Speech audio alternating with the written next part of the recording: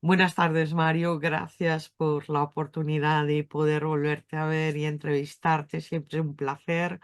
Bueno, todos conocéis a Mario, digo yo. Si a estas alturas no conocéis al cabalista Mario Sabán, yo me retiro. 6 doctorados, ya creo que debes andar por el libro número 39 o 40 ya. No, no, tanto no, no llegué al 26 todavía. Tranquila, tranquila. Al 40 falta. Que Dios me dé muchos años de vida para llegar al 40. Bueno, sí, ya sabes, sí, cuando llegues a 40 comenzará una nueva etapa en tu Sí, vida en los así es. libros. Así es. Cruzaré el Mar Rojo. Sí, Mm. bueno, yo solo tengo una pregunta, pero voy a darle paso a Oscar, que creo que su pregunta es un poquito más corta. ¿Ok? Mira, yo la primera pregunta, luego ya si en función de lo que diga Rosa y lo que contestes, si da tiempo haré alguna más. Pero la primera me gustaría preguntarte lo siguiente. Dentro de las muchas entrevistas que te he escuchado y de todos los libros que he leído, no he leído todos, esos 26, pero he leído la gran mayoría, hay una frase tuya dentro de todas que me encantó y es en la que dices que es más fácil bajar a tierra, o sea, perdón, elevar espiritualmente de alguna manera a un materialista que bajar a tierra a un volado espiritual. Y a mí me gustaría que nos contestases si estuvieses hablando tranquilamente, tomando un café o un mate o una cerveza en un bar, o simplemente tratando de convencer en una conversación, por supuesto, amigable y totalmente con educación y buena sintonía. ¿Cómo enfocarías la conversación para convencer de la existencia de Dios, de la creación y demás a un agnóstico, a un científico, a un volado espiritual y a un materialista, a esos cuatro arquetipos de personas tan comunes en la sociedad? Entiendo. Bueno, en primer lugar, siempre la posición desde la mística y la mía propia es no intentar convencer a nadie, ¿no? Ujú. Así que yo no iría en plan evangelización de San Pablo, Correcto. que desde el punto de vista de la Kabbalah, cada alma tiene su camino y hay que respetar este camino, ¿no? Cuando he dicho Entonces, convencer, quisiera decir más bien que cualquiera de estas personas te dijese a ti, explícame por qué crees, ok, ok, y esta es en otra ese sentido. historia, ¿no? Esta es otra historia. Yo creo que estos cuatro personajes que has traído, estos cuatro arquetipos, se sentirían bastante sorprendidos por la respuesta, porque en realidad yo puedo aceptar cada una de sus visiones desde la Cábala. Es decir, yo estaría en el análisis con el materialista, de acuerdo con él, en el funcionamiento de la materia, pero lo que le falta al materialista son las 9 dimensiones superiores. Es decir, el materialista básicamente lo que hace es un análisis de Malhut y reduce toda la realidad a Malhut. Por lo tanto, al materialista le tendría que ir explicando las otras 9 dimensiones que le faltan.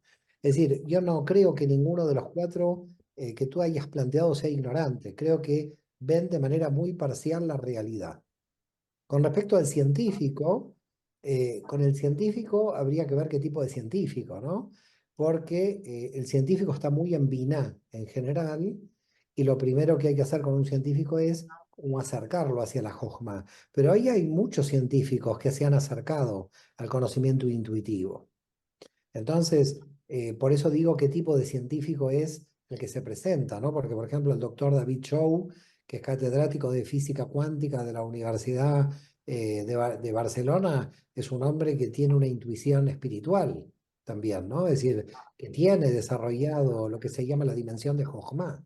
Entonces, el científico, si es un hiperracionalista muy cerrado, lo sacaría de esa dimensión. A ver, los cuatro arquetipos que tú has planteado, a mi modo de ver, no tienen, yo diría, como una falla cognitiva en el análisis, sino que tienen una unidimensionalidad en una dimensión. Es decir, nosotros en la Cábala tenemos 10 dimensiones y entendemos que estas 10 dimensiones están permanentemente en movimiento. Entonces, claro, por ejemplo, con el agnóstico se encontraría ante también una situación sorpresa frente a mi planteo. ¿Por qué motivo?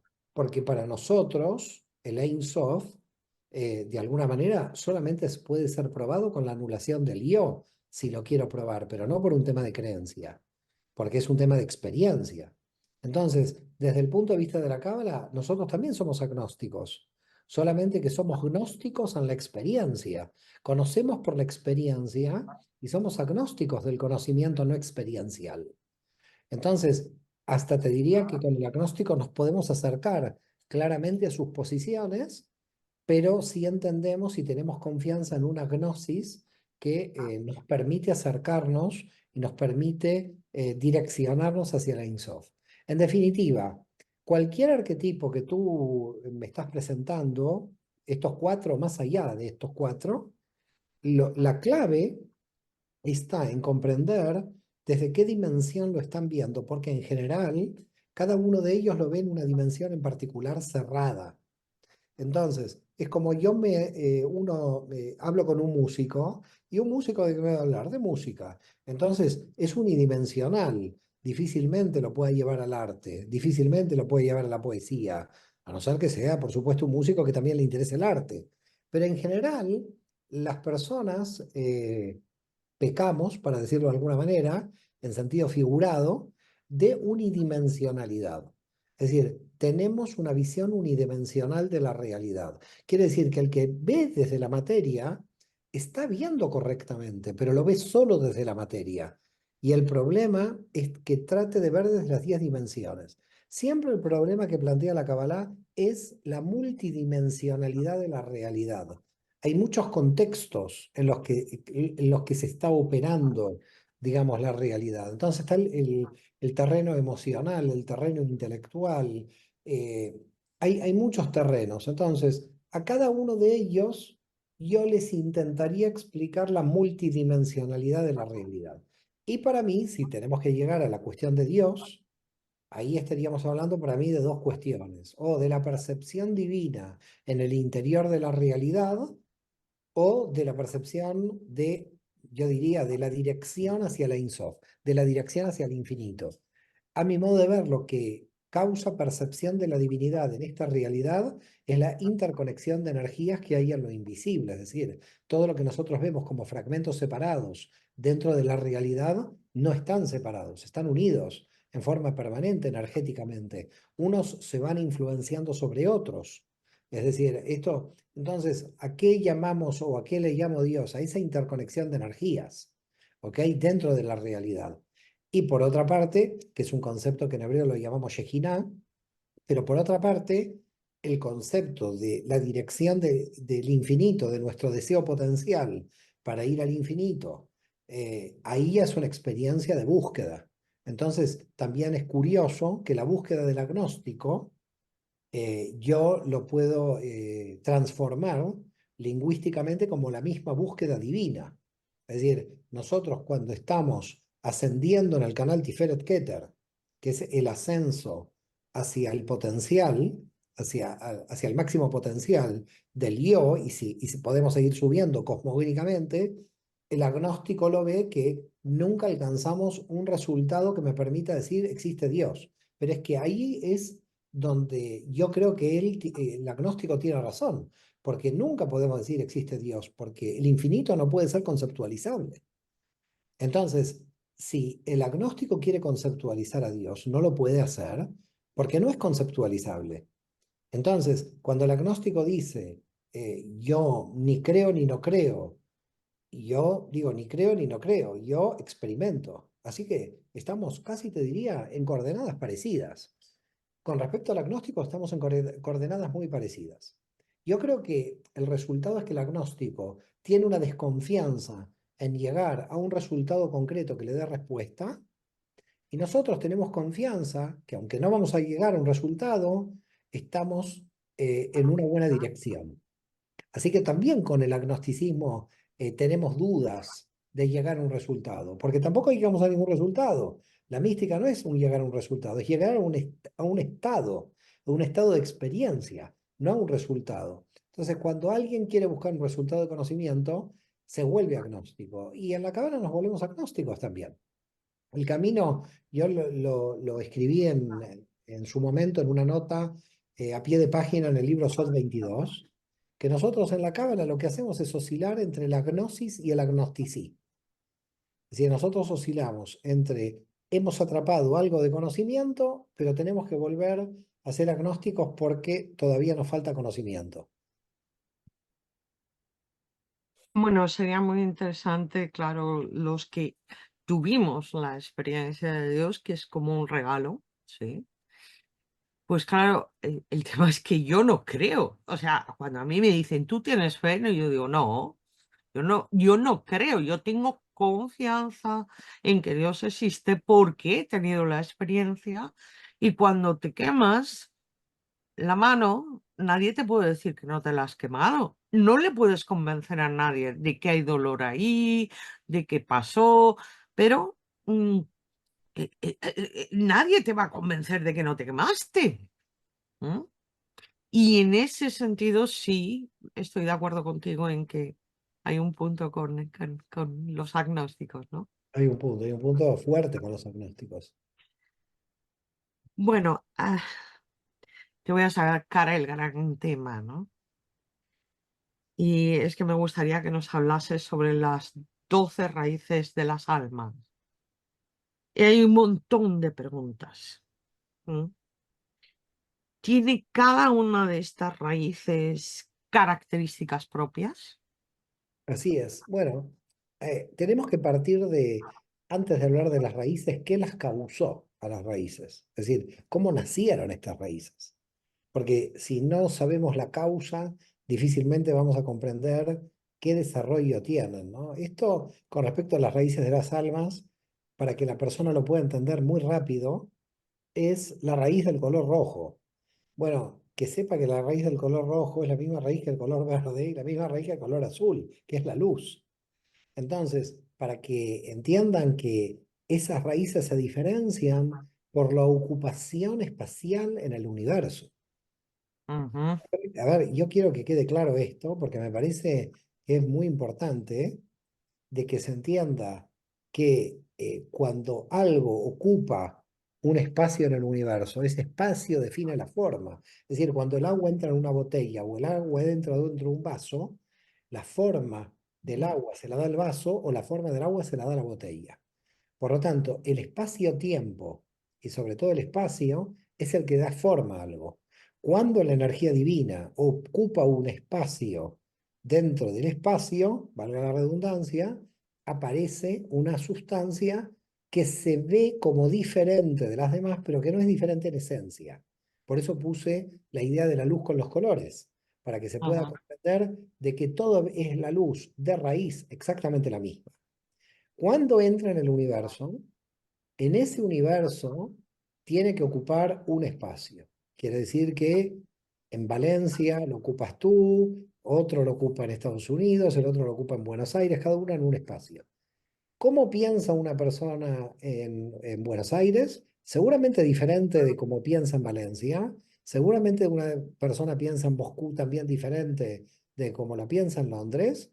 ¿Y ujú, por qué? Porque en esa cultura, en ese espacio cultural, ha sido influenciado de manera que piensa diferente.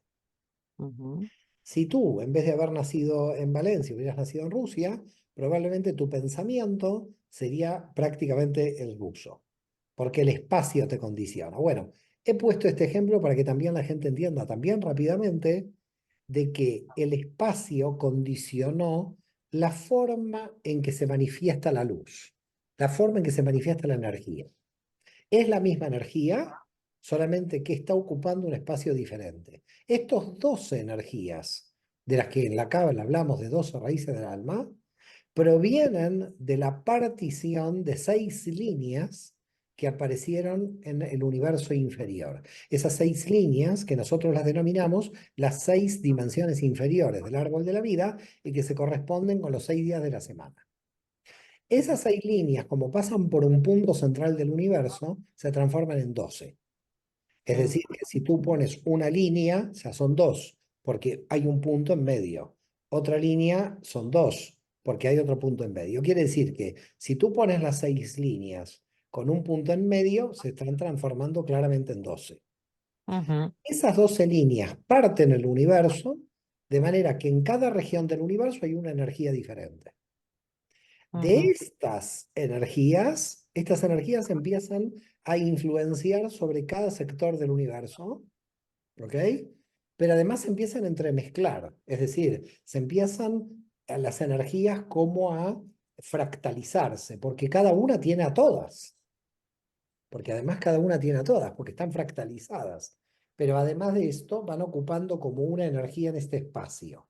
Esta energía en este espacio también se relaciona con un tipo de tiempo. Esas energías en el espacio se las ha simbolizado en términos hebreos como las tribus de Israel. Entonces, las Ujú. 12 tribus de Israel se corresponden con estas energías situadas en estos espacios. Que también corresponde con los 12 signos. Claro, pero es ahí donde hay que tener cuidado. Ujú. ¿Qué motivo? Porque las energías de las que estamos hablando se corresponde antes de la existencia de los signos, porque los signos en astrología clásica nacen con los planetas. Y aquí estamos hablando de energías antes de la creación de la materia. Ujú. Quiere decir que en la astrología están basados en que si se mueve Urano o Neptuno. Nosotros estamos basados en que el signo no se le corresponde a un movimiento de planetas, se corresponde a una permutación del tetragrama correspondiente a ese espacio de Ujú. energía antes de la creación de la materia. Es decir, Ah, los signos para la Cábala no denotan una influencia planetaria, denotan una influencia energética del universo. ujú. ¿Queda claro? Entonces, imagínate que todos los planetas mañana desaparecen. ¿Qué pasó? Desapareció Géminis. La gente de Géminis, ¿qué pasa? Si los planetas correspondientes a Géminis desaparecen, los geminianos dejan de ser geminianos, es un absurdo, ¿no? Porque hay una energía, que es energía de Géminis, que no tiene ninguna relación con la fuerza material de los astros, sino con un tipo de energía en un lugar del universo. Ujú. A partir de ahí, estas 12 se van subdividiendo hasta llegar al número de 600.000. El de 600.000 es totalmente simbólico, Sí. pero marca 100.000 cada 6, Ujú. ¿ok? 100.000 cada 6 o 50.000 cada 12. Pero esto de los 600.000 hay que tomarla totalmente simbólico. Es el mismo símbolo que utiliza las 12 tribus multiplicada por los 12.000 que da 144.000. Sí. Entonces el Apocalipsis dice al final de los tiempos habrá 144.000. ¿De dónde salen los 144.000 del Apocalipsis? De 12 por 12, de los 12.000 multiplicados, las 12 permutaciones del tetragrama en el inicio del universo. Por lo tanto, a la pregunta que sigue, un alma que está definida por un tipo de energía, un alma que está definida por un tipo de energía, en cada rotación va a tener el mismo tipo de energía, independientemente de la fecha de nacimiento.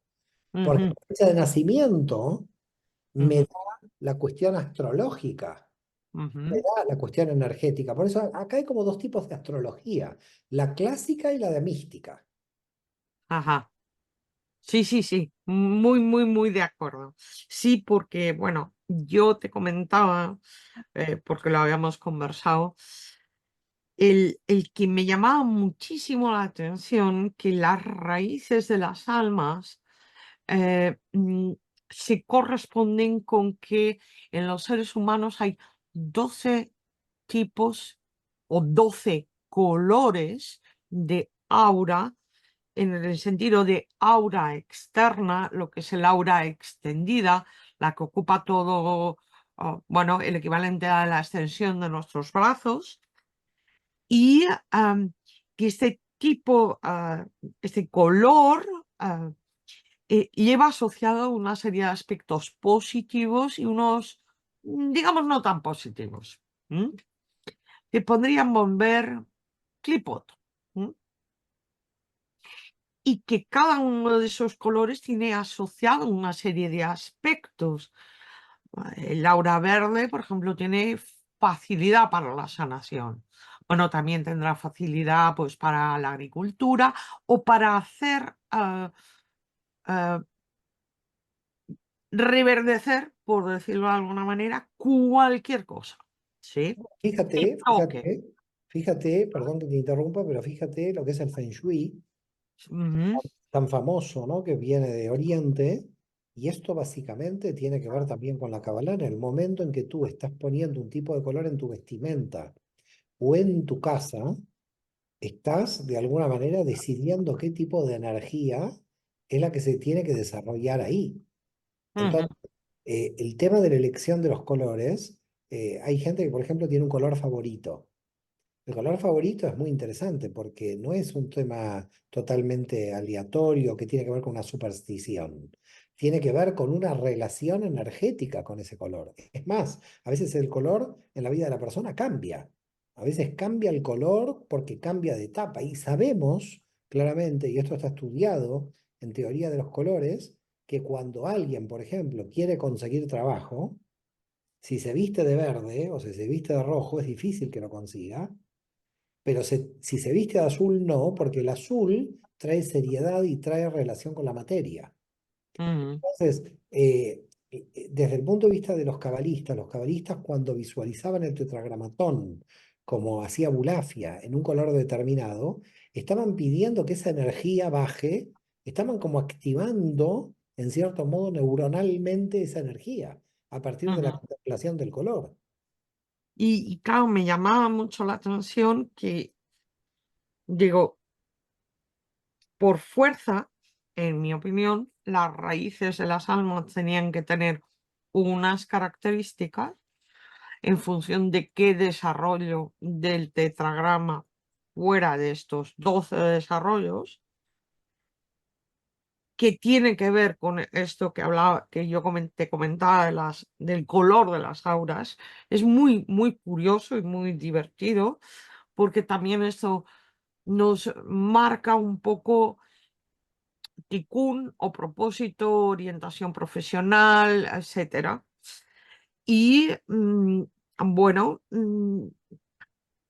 ¿y cómo identificaríamos la raíz del alma de una persona? Bueno, la raíz de un alma de una persona se identifica haciendo un análisis del árbol de la vida de la persona y en cada análisis va apareciendo, porque en primer lugar nosotros tenemos, como tú bien sabes, un ruaj, que es como podríamos decir la máscara a rectificar, si se quiere, y la neyamá, que es la que quiere tomar el camino que le corresponde. Ujú, Esta llamada tiene una identidad, pero tiene una identidad totalmente predeterminada. También está predeterminado el Ruach, es decir, también lo que tenemos que realizar, el tikkun, la rectificación. Pero a medida que tú te vas acercando a la Neyamá, sacando capas de Ruach, porque al final el Ruach es como una serie de disfraces que tenemos todos y que los tenemos que ir sacando. Y a ujú, medida que vamos entrando en la naturaleza de la Neyamá, en el interior, nos vamos dando cuenta qué inclinación tiene esta alma, qué tipo de función viene a tener. Y ese tipo de almas con ese tipo de función se une con otras almas que tienen la misma función. Entonces, ujú, por la función de la Neyamá sabemos su raíz, a partir de la función que tiene. Pero no sabemos cuál es la Neyamá ni su función si identificamos o identificamos de manera errónea la identidad de la persona con el Ruaj. Por lo tanto, hay un primer trabajo.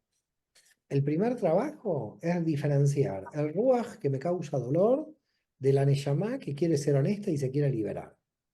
Hay un dato clave en la Neyamá, quiere ser honesta. Hay un dato clave en el Ruaj, quiere ser deshonesta.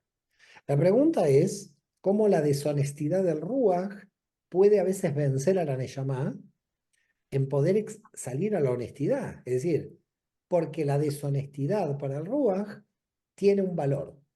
El valor que tiene, primer valor, es ocultar la Neyamá. Primer valor, un valor que no conviene para el alma. Pero el segundo también es la fidelidad tribal o familiar. Es decir, el Ruaj está muy posicionado en la persona porque la persona se identifica con el Ruaj porque ese Ruaj fue construido por su madre, por su padre, por el ambiente, por su religión, por su cultura. Por tanto, es muy difícil salir del Ruaj porque mucha gente siente una especie de infidelidad emocional a su religión o a su nación o a su familia. Mm, Hay un difícil desapego con respecto al Ruaj, que tiene que ser la Neyamá. La Neyamá tiene que tener un espíritu crítico muy individual, muy autónomo, muy de autoconvencimiento, pero lo que al final hace que con el tiempo la Neyamá tiene que vencer, no le queda alternativa, es el dolor que causa mantener el disfraz. No se puede mantener el disfraz tanto tiempo. Entonces, este disfraz causa tanto dolor que la Neyamá dice, bueno, yo me quiero liberar del dolor, porque al final yo vine aquí a rectificar, no a aguantar el dolor. Entonces, ¿qué hace? Empieza a rectificar, a sacarse el dolor y empieza a, de alguna manera, a ver su esencia, ¿no? A percibir la experiencia real de la Neyamá. Cuando ya hizo ese trabajo, que el Ruach lo puso al servicio de la Neyamá como instrumento, entonces ahí podemos empezar a mirar cuál es la raíz de la Neyamá.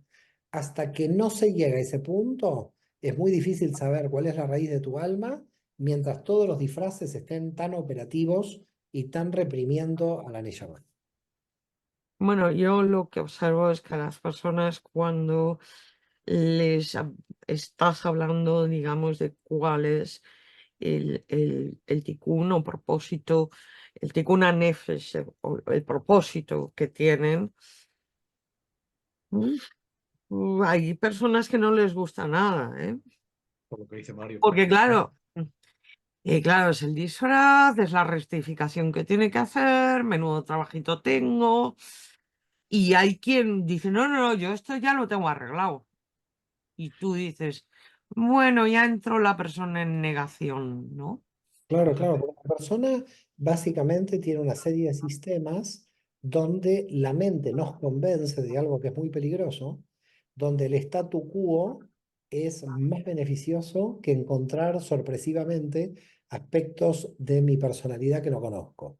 Entonces, en general, nosotros tenemos claramente dentro nuestro la Binah, que es conservadora, y la Jochma, que es evolucionaria, no revolucionaria, evolucionaria.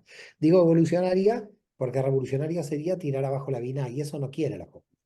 Entonces, la Jochma es evolucionaria y la Binah es conservadora. Y entonces estamos como divididos dentro nuestro de que queremos los cambios y al mismo tiempo queremos que algo se mantenga.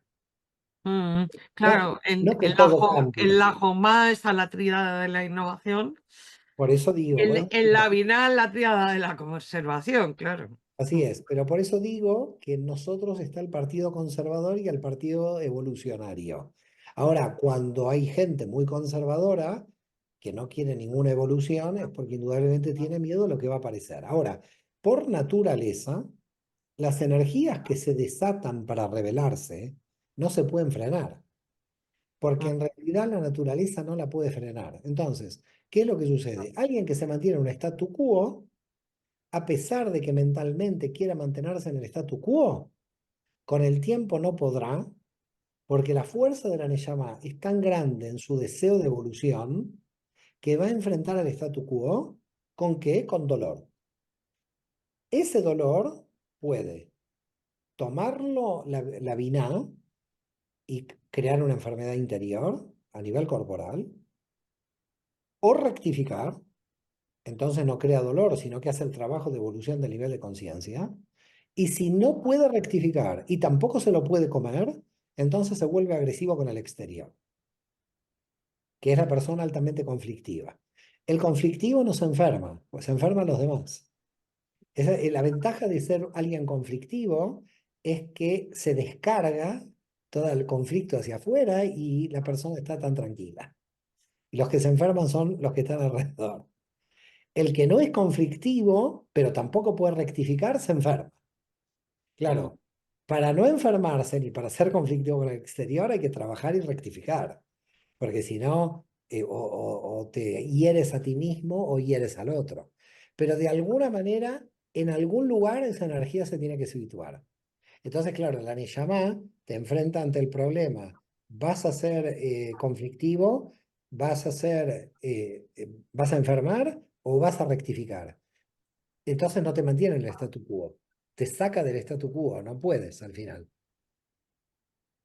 Oye, para nuestros oyentes, Si quisieran profundizar en el tema de las raíces de las almas, ¿a qué cabalistas o en qué obras deberían leer? Es muy difícil porque no están en castellano.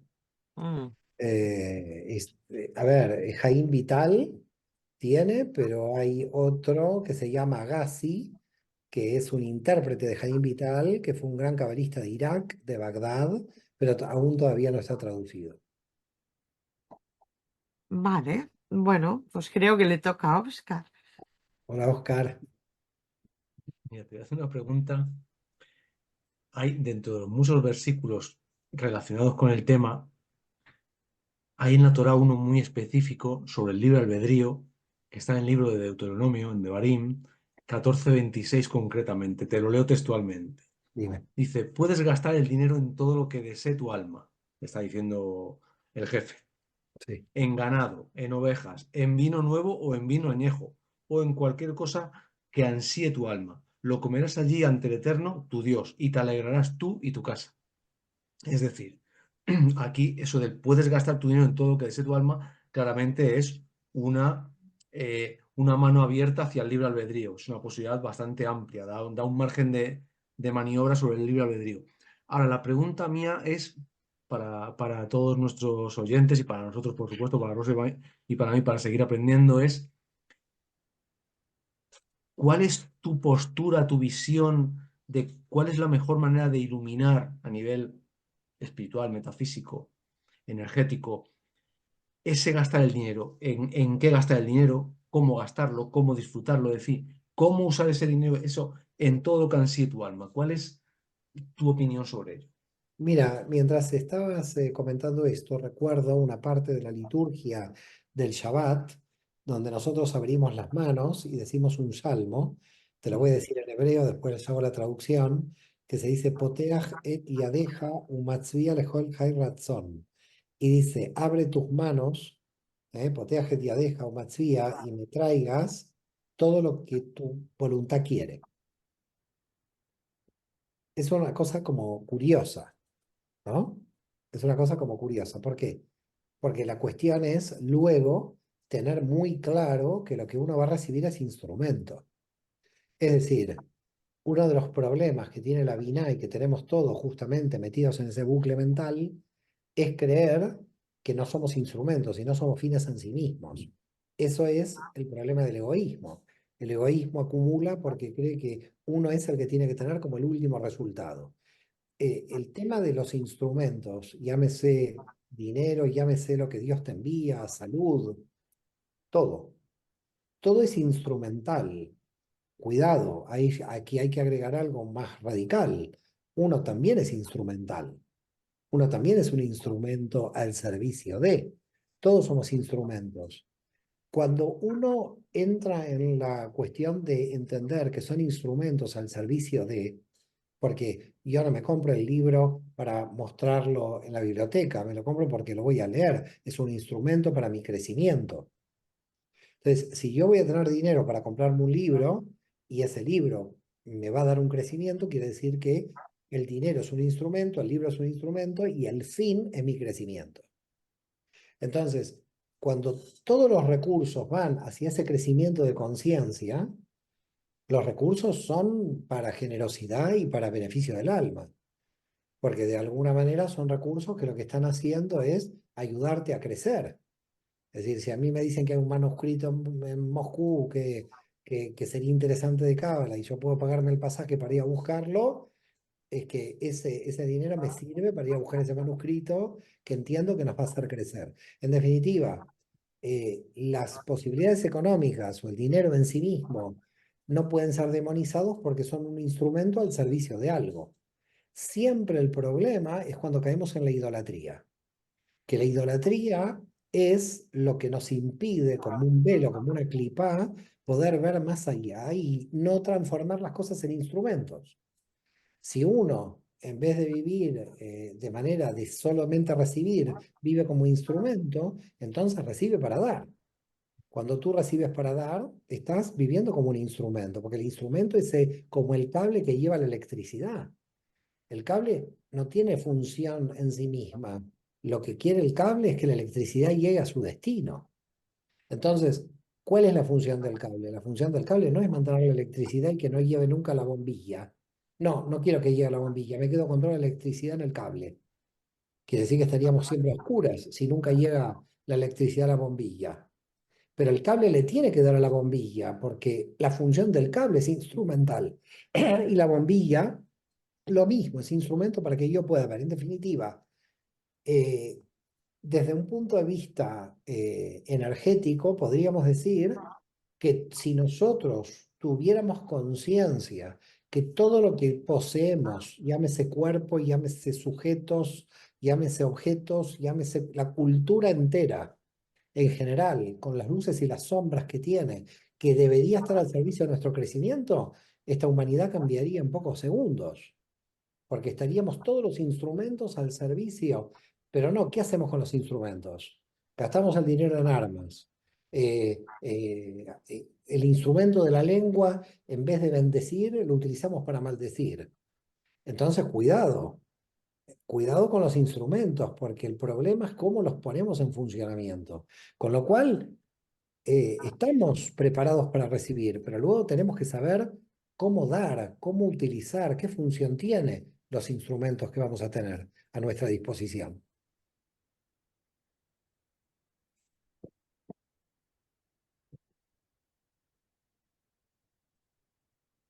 Sí, Rosa. No, no, te toca, te toca. Yo solo tenía una pregunta, muy larga, Vale. pero pregunta.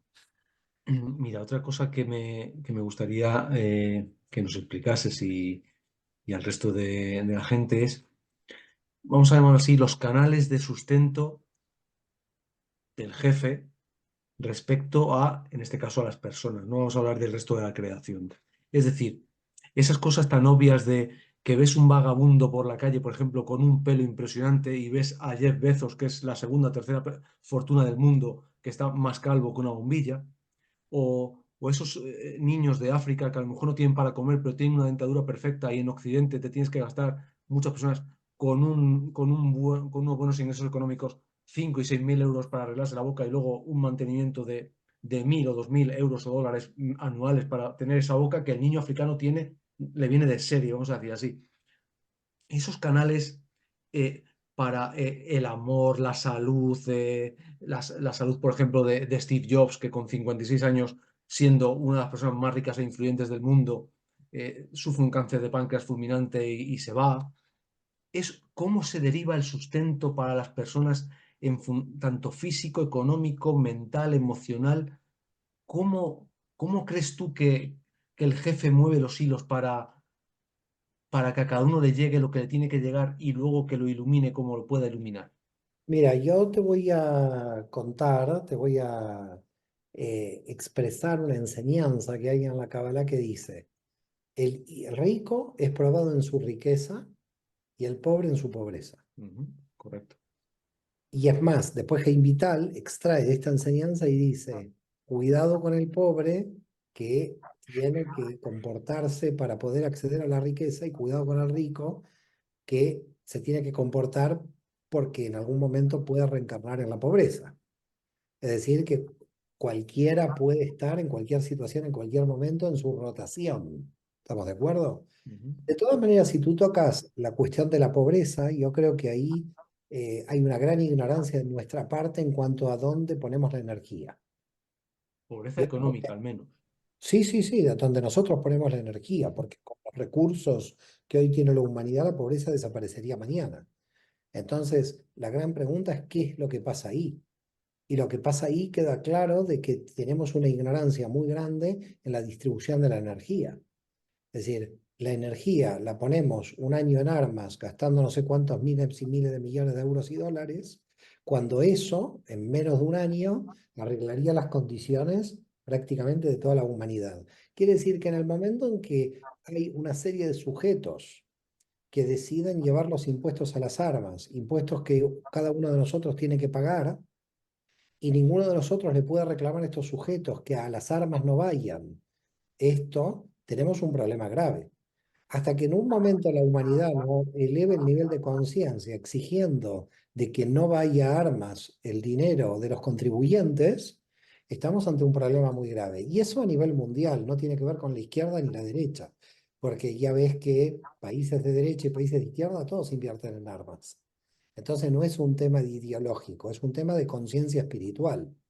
Entonces, el problema que se plantea aquí es que hay una ignorancia en términos de sabiduría, en términos de conciencia, aunque sí existe la inteligencia, claro, para hacer armas, existe ese tipo de inteligencia, pero es una inteligencia que no tiene la sabiduría de dónde situar la energía que nosotros tenemos. Por lo tanto, el jefe envía la energía y nosotros se supone que tenemos que elevar el nivel de edad para ordenarla bien, organizarla bien, pero nos envían energía que ¿qué hacemos? Hablamos mal del otro, construimos armas, es decir, no es solamente que te entregue energía, que te tiene que entregar la sabiduría para situarla bien. Por eso fíjate en un texto de bíblico, cuando Dios le va a dar a elegir a Salomón entre todo, Salomón no pide nada excepto sabiduría, que sabiduría implica discernir dónde se va a situar la energía. Cuando vio Dios que solo pidió sabiduría, le entregó todo lo demás. ¿Por qué le entrega todo lo demás? Porque al tener sabiduría, sabía claramente la función de cada una de las cosas que le iba a entregar. Es decir, si Salomón pedía dinero y no tenía sabiduría, iba a utilizar el dinero, no sé, para una guerra. Pero no, él pidió sabiduría. Implica sabiduría saber dónde va cada cosa, tener dat, tener conciencia. Fíjate en que en Cábala, cosmogónicamente hablando, la sabiduría es el universo de Atzilut, que es donde primero se manifestó el dat, el conocimiento, la interconexión, el saber situar la energía en su situación correcta. ¿Qué es la pobreza? La pobreza no es un problema moral. La pobreza es un problema de distribución de la energía, de falta de conciencia, pero no de conciencia moral, de conciencia de sabiduría, de conciencia con S, no conciencia con C. ¿Por qué? Porque no estamos sabiendo distribuir bien la energía. Cuando una persona distribuye mal su energía, imagínate, una persona en vez de ir 1 hora al gimnasio va a 12. Se destruye el cuerpo. Una persona no puede estar 12 horas en el gimnasio. No hay cuerpo que aguante. Entonces, cuando tú estás invirtiendo o demasiado o poco energía en una dimensión, corres el riesgo de estar totalmente desequilibrado. En este momento la humanidad recibe por parte de la divinidad muchísima cantidad de energía, pero no la estamos sabiendo distribuir claramente. Es decir, están como esperando a ver si elevamos el nivel de conciencia para distribuirlas adecuadamente. Distribuirlas adecuadamente no tiene nada que ver con ninguna ideología, porque no estoy hablando del socialismo de distribuir la economía. Porque cuidado, aquí todo el mundo distribuye mal, en el sentido de que te vuelvo a reiterar, si gente de izquierda y de derecha invierte en armas, todos distribuyen mal. No es la distribución de organización en la materia, es un problema espiritual anterior. Es el problema espiritual anterior lo que rige el problema. Por ese motivo, cada vez que se quiere solucionar el problema económico desde lo económico, se falla siempre. Siempre hay un error. Los problemas de la materia se resuelven viendo los problemas invisibles detrás de la realidad. Es decir, ¿por qué a un niño se le dice, bueno, tienes que estudiar para tener un título? Todo eso es invisible. No, no es invisible, es muy visible, porque su profesión y su desarrollo va a depender del nivel de conocimiento que él tenga. Entonces, todo eso invisible alguna vez se hará visible en términos económicos. Entonces, la economía es como la consecuencia última, por eso nosotros la tenemos en la dimensión de Malhut. La economía es la consecuencia última de todos tus procesos interiores. Cuando todos estos procesos interiores están bien situados, la cuestión energética también funciona. Pero si las cuestiones interiores, imagínate, estás a matarte todo el día con tu pareja, ¿cómo va a funcionar la economía? No estás por el tema. Eso se va a volver un desastre, porque nadie está concentrado ni con la tranquilidad suficiente para dedicarse a solucionar el tema de la materia. Entonces, ¿qué va a pasar con la persona? Va a llegar tarde al trabajo, va a estar malhumorada. ¿Por qué motivo? Porque tiene un problema con su pareja, con su matrimonio. La cuestión de matrimonio, ¿qué tiene que ver con la materia? Claro que tiene que ver. Si la persona está sufriendo una separación de pareja, un problema con el hijo, todo esto la irá afectando en términos de la materia, en términos de cómo va a obtener esa energía. Llamémosle dinero en el campo de nuestra sociedad actual, ¿no? Entonces, todo lo que parece invisible, toda nuestra normalidad psíquica, todo nuestro equilibrio emocional, todas las 9 dimensiones que tenemos antes de llegar a la materia, definen cuánto vamos a revelar en la materia. Ok, ¿y en qué medida? Pregunto, aunque yo que tengo clara la respuesta. Por ejemplo, el que la persona crea que no lo merece o que la persona no haya tenido gratitud, sino queja en la vida anterior, etcétera. Totalmente, claro, se autobloquea. Se Ujú, autobloquea. Y eso es lo que nosotros explicamos al principio, que es el problema del Ruach, el autobloqueo, donde en el autobloqueo, mira, en el autobloqueo siempre aparecen justificaciones para el bloqueo, porque la mente empieza a trabajar para justificar el bloqueo también. Por eso la mente se vuelve peligrosa si no funciona bien, porque la mente racional no está siempre al servicio del conjunto, puede estar trabajando al servicio de la oscuridad. ujú. Entonces, de repente, si la mente racional empieza a justificar tu impotencia y te baja el nivel de autoestima, vamos muy mal, porque la mente tiene que trabajar como instrumento al servicio de la autoestima. Pero una autoestima baja, ¿qué va a hacer la mente? Va a empezar a decir, bueno, qué mal que está la situación económica, qué mal está la situación política. Siempre la mente va a estar buscando excusas exteriores para justificar la impotencia interna de una baja autoestima. Alguien que tiene una autoestima correcta no busca ninguna excusa en el exterior, Ujú. busca qué contenido interior tiene para salir adelante. La fuerza está en el interior. Entonces, a mí me causa gracia, el gobierno tiene la culpa, el otro tiene la culpa, porque si tú tiras la culpa hacia el exterior, el problema es que también pides un salvador exterior. Entonces, Ujú. claro, si tú tiras la culpa al exterior y pides un salvador al exterior, tú quedas como una especie de marioneta donde nada depende de ti.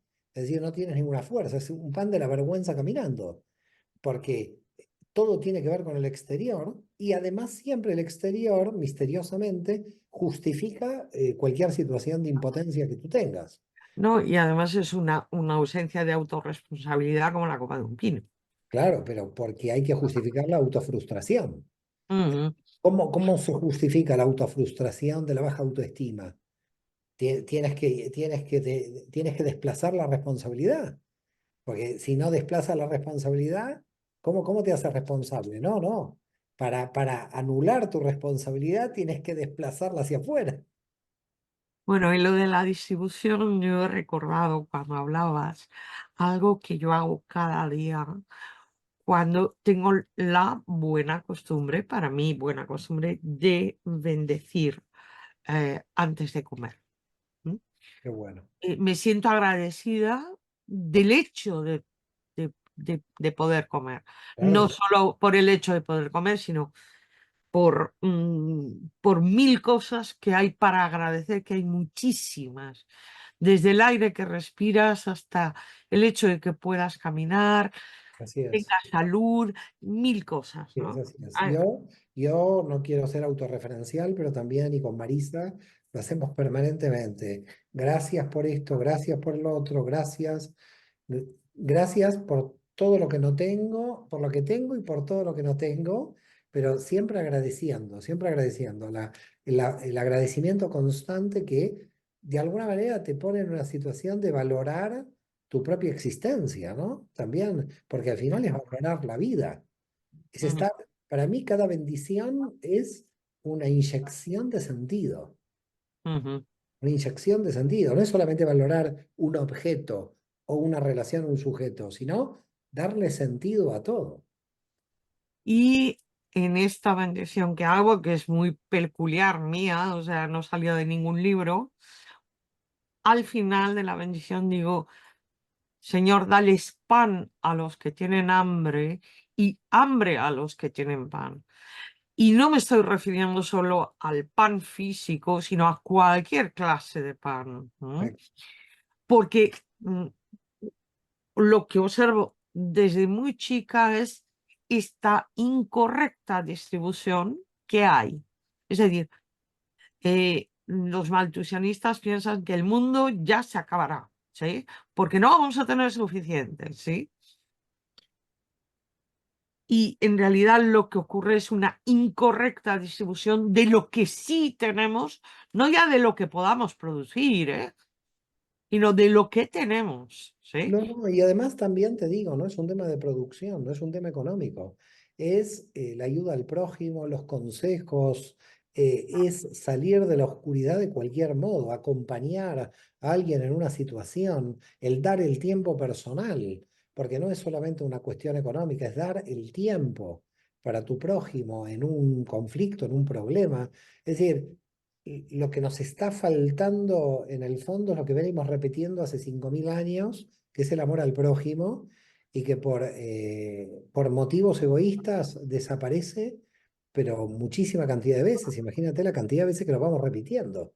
Siglo tras siglo y año tras año, venimos repitiendo algo que no se llega a integrar, que no Mm. hay forma de integración, que nos cuesta horrores integrar y que no lo podemos llevar a la práctica, porque eso se tiene que ver en la materia. No es, uy, pobrecito, le amo y se queda ahí. No, no, no es esto. Es después, ¿qué hago con este amor? Porque el amor lo tengo que revelar.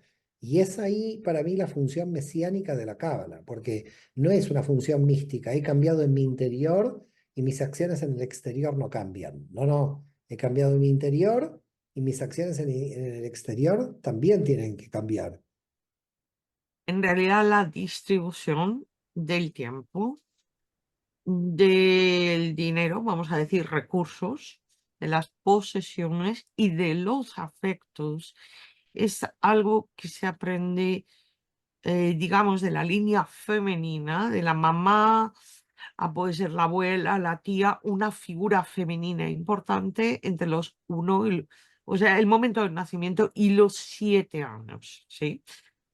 Y bueno, unas mamás hicieron muy buen trabajo, sí, como mamás, y a veces la mamá tuvo otros aspectos nada adecuados en este punto, como mamá, pero a lo mejor en el punto de distribución fue muy buena.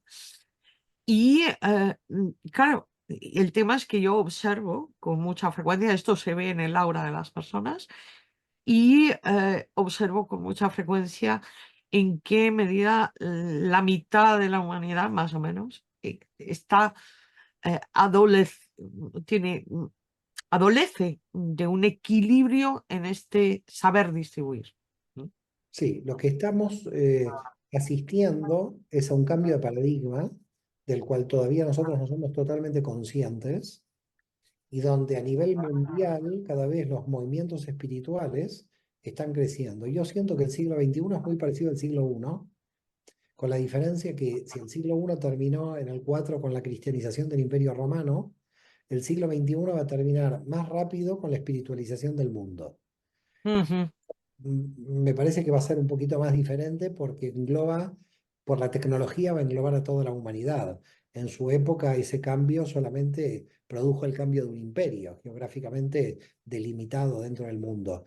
Y creo que la tecnología acelera este proceso, ¿no? Es decir, acelera de una manera, lo que antes tardaba 4 siglos, ahora probablemente serán 20, 30 años. Queda en duda, para mí, queda un interrogante último que no sé cómo respondérmelo. Calculo que la propia historia, con su propia fuerza natural, lo terminará de responder. Es cómo las estructuras políticas van a aguantar el aumento de nivel de conciencia espiritual. No sé qué sucederá, porque ese partidismo y esa conciencia conflictiva de corto plazo que hoy rige a nivel mundial en términos políticos, como sistema va a tener un cimbronazo muy grande cuando lo espiritual salga a la luz y reflote. ¿Ok? Así que ese cambio, no sé si lo veremos o no, si se hace rápido, quizás sí, pero me parece que va a haber un quiebre, y ya lo hay a nivel mundial, de una sospecha generalizada a los dirigentes que nos rigen a nivel mundial, vuelvo a reiterarte, sea de la ideología que sea, hay un descrédito general en en la política de corto plazo, y podríamos decir, un poder transversal ya no jerárquico y vertical como el que existía antes a través de las redes. decir, nosotros en las redes estamos creando poderes transversales, tampoco Mm, sin darnos cuenta, tampoco intencionales. Pero estos diálogos que estamos haciendo, estas entrevistas, estas interacciones, van creando redes que de ujú. alguna manera no están bajo el control ni de la iglesia, ni de la sinagoga, ni de la mezquita, ni de Buda. Es decir, aquí no hay control de nadie, por lo tanto lo que se está dando son reorganizaciones del poder en el ámbito digital. ¿Cómo Sí. esta reorganización del poder en el ámbito digital va a influir sobre la política vertical? No lo sé, porque va a ser un cambio muy fuerte entre lo horizontal y lo vertical. Sí, bueno, el cambio se va a dar. Sí, sí, se va a Y dar. yo Pero estoy bastante esperanzada de lo que llegaremos a ver. Lo vamos a ver. Tú y yo lo vamos a ver. A Oscar también, ¿eh?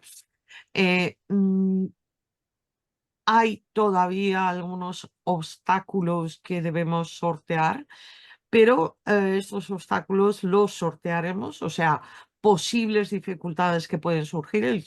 El futuro no está completamente escrito. Y estos posibles obstáculos, si seguimos trabajando en la dirección correcta, no tienen por qué llegar a ocurrir. Sí, yo particularmente creo que el gran obstáculo es el maniqueísmo político que hay. sí, no, no, no. Y Yo- ese maniqueísmo político va totalmente contrario al monoteísmo de raíz, porque monoteísmo quiere decir que estemos todos unidos en uno. Ujú, Entonces, lo que se ve claramente a nivel mundial es un maniqueísmo, ujú, parecido a la Guerra Fría, con otro color, pero un maniqueísmo que nos quiere dividir al servicio de la confrontación. Salir de la confrontación sigue siendo difícil porque hay muchas lealtades emocionales. Entonces estamos ante un momento donde somos monoteístas en serio o nos estamos autoengañando, porque ujú. hay dualismo maniqueo. Bueno, la verdad que un placer enorme estar aquí con vosotros, aquí Oscar, un placer Sí, y por ha sido una supuesto entrevista Rosa, preciosa. siempre es una felicidad ver a Rosa. Es que ya más que entrevistas, esto ya son charlas de amigos prácticamente. O sea, que estamos tomando un café casi. Gracias, Sí. Oscar, gracias Rosa. Gracias a ti, Mario. Shalom, shalom. Shalom.